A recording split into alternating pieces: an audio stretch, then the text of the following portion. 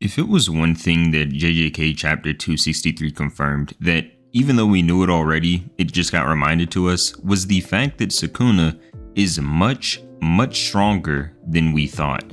I already knew that it would take a lot to beat Sukuna, and even though Gege keeps leaving on these cliffhangers, wondering what will happen next week when Sukuna gets hit by this attack, I never actually thought that it would kill Sukuna. Even in my last video, I said that this purple from Yuta most likely wouldn't land, and not only did this purple not land on Sukuna because it just didn't even come out, but Yuta is now knocked out on the ground, and even though I'm using the phrase knocked out, Yuta might just be dead because we know that the 5-minute clock on his curse technique is gone. There are a lot of things that we need to cover about this chapter, like Yuji and Todo joining the fight again, and at the end of the chapter, Hana even using Jacob's ladder.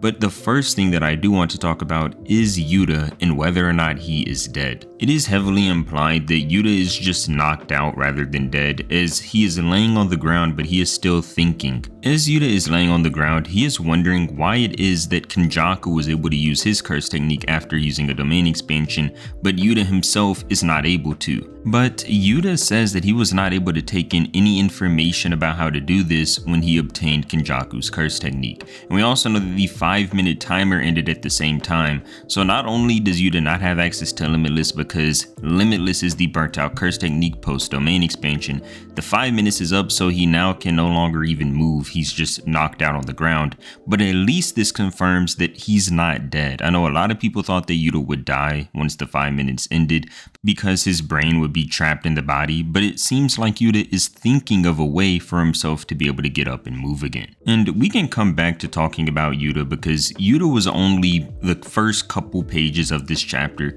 The main part and the highlight of this chapter was the fact that Yuji and Todo came back to fight Sukuna again, and even though I wanted to see them fully flesh out that fight the first time, in this rematch, Yuji has actually gotten some upgrades. Remember how we always kept wondering, why is it that Sukuna is the only one that's constantly making binding vows? Every time Sukuna got his back to a wall, he would make some sort of binding vow and just keep fighting.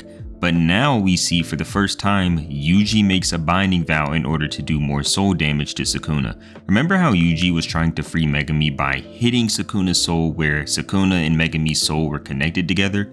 Now Yuji has made a binding vow to where he does more damage to Sukuna's soul. It's not said what Yuji sacrifices in order to gain this ability, but we do know that at the end of the day, he now has the ability to do more soul damage to Sukuna. And not only is it just more soul damage, it's a significant amount because Sukuna says that he would be in serious trouble if he keeps taking these hits from Yuji. And even though we don't get to see Sukuna finish his sentence, it is heavily implied that he is also saying that it might be fatal if he were to keep getting hit by Yuji while Yuji has these amped punches. We see that Todo enters the fight with Yuji at the same time, but the thing with Todo is, as soon as Yuta got knocked out on the ground, Todo got distracted, was looking over at Yuta, and Sukuna landed a black flash on Todo. Remember, what is the significance behind the main villain Sukuna landing black flashes? He ends up recovering each black flash he lands. So every black flash Sukuna lands, he's getting more in the zone, and we see that over time, the more black flashes you land, the more your curse technique comes back and your reverse curse technique begins recovering.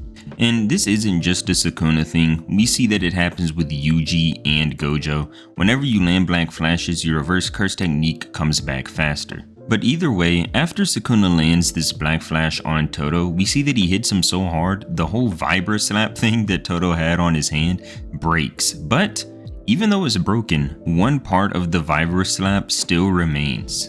The importance behind Todo still being able to use Boogie Woogie is because once Yuta and Sukuna broke their domain clash, the shards of the domain expansions were still falling everywhere, which means that Todo says that there is no better place than this for him to use Boogie Woogie, because he can constantly switch Yuji with the shards. And this is where we see this panel where, remember when it looked like Gojo was using shadow clones against Sukuna? We get that same type of paneling where Yuji looks like he's hitting Sukuna from every different angle at the same time. This is because Todo was just constantly using Boogie Woogie, giving Yuji multiple openings to keep doing soul damage to Sukuna. Another important factor when Yuji is landing this barrage on Sukuna here is that Yuji is actually launching dismantles at the barrier between Sukuna and Megami Soul at the same time that he's punching him. So it's like he's slicing and punching the soul at the same time. This is already a big upgrade for Yuji when it comes to him using the shrine technique, because when we first saw Yuji unlock shrine, he wasn't that good at it, and Sukuna even pointed out that since Yuji was so inexperienced, there wasn't much that Sukuna had to worry about. But in only a couple chapters, Yuji has become experienced enough to land punches and use dismantle on the part of the soul where Sukuna and Megami's connects at the exact same time. So in just these few chapters, Yuji has completely leveled up when it comes to using shrine. This barrage of punches from Yuji hurts Sukuna so badly that not only does Sukuna throw up from this, but Sukuna says that if he continues to take these hits, then he will lose control of the body and lose. This is how hard Yuji is hitting now, a complete upgrade from anything that we've seen before. Towards the end of the chapter, we see that Todo does a fake out swap which catches Sukuna off guard, and then we see Sukuna looks up into the sky and sees Hana above him about to launch Jacob's ladder. Now at this point, we get a flashback where the main cast is talking about using this Jacob's ladder as a backup plan. In this flashback, Yuta is telling Hana that even though he's sorry to ask this, he might need to rely on her one more time to fight. And not only just relying on her to fight, but to deal the finishing blow. Because Yuta says that there is one strength to copy his curse technique that most people actually end up forgetting about, and he's hoping that it'll work here against Sukuna. Yuta says that the strength behind copy isn't just the fact that he gains curse techniques, but the fact that the person he's fighting might forget about the original user of the curse technique that Yuta has copied. All I mean by this is, we know that Yuta copied Jacob's ladder, the angel's curse technique, which extinguishes any other curse technique. And while fighting Yuta, Sukuna has now thought that Yuta has this curse technique. Yuta is saying that because Sukuna has been fighting him, Sukuna may have completely forgotten about Hana because she hasn't come into the fight in a while, and the last time Sukuna saw Angel's technique be used, it was from Yuta himself. So basically all Yuta is saying is, if you fight him using a copy curse technique long enough, you'll forget about the original user of the technique that he's copied because you're only used to Yuta using it. So Yuta is basically trying to use this as a way to get Hana to come deal the finishing blow, hoping Sukuna forgot about her completely. Now, of course, this chapter ends on a cliffhanger. We see that the angel's light beams to the ground, but we get this faraway shot where we can't even see what's happening. We don't even know if Sukuna got hit by it, and even if Sukuna did, do we really think that this is going to kill Sukuna? I mean, seriously, every time, I'm tired of it. I don't know about you guys, but every chapter that we see Sukuna quote unquote about to lose, he never does. Now, of course, at some point, Sukuna is going to lose unless Gege is just going to have him beat everyone.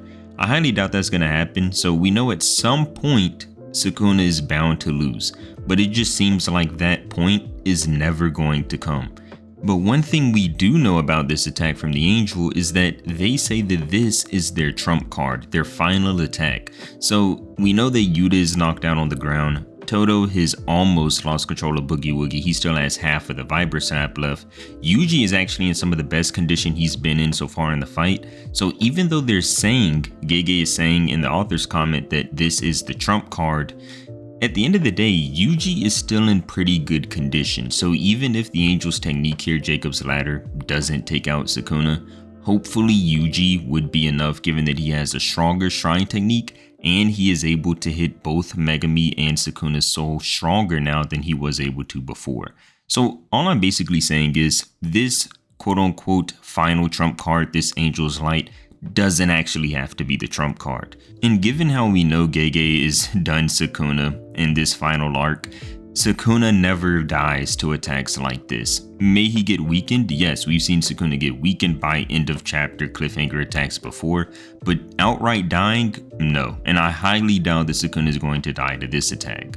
The only two routes I see JJK going from this point is one, this Angel's Light actually hits him and Yuji is going to be the person that finishes him off, or two, this light just missed completely. Sukuna is still in decent shape even though he has been getting beat up, and he continues to fight against Yuji and maybe Hana if she continues to fight Sukuna. But if Gege doesn't choose either of those options, then I truly have no idea what will come next.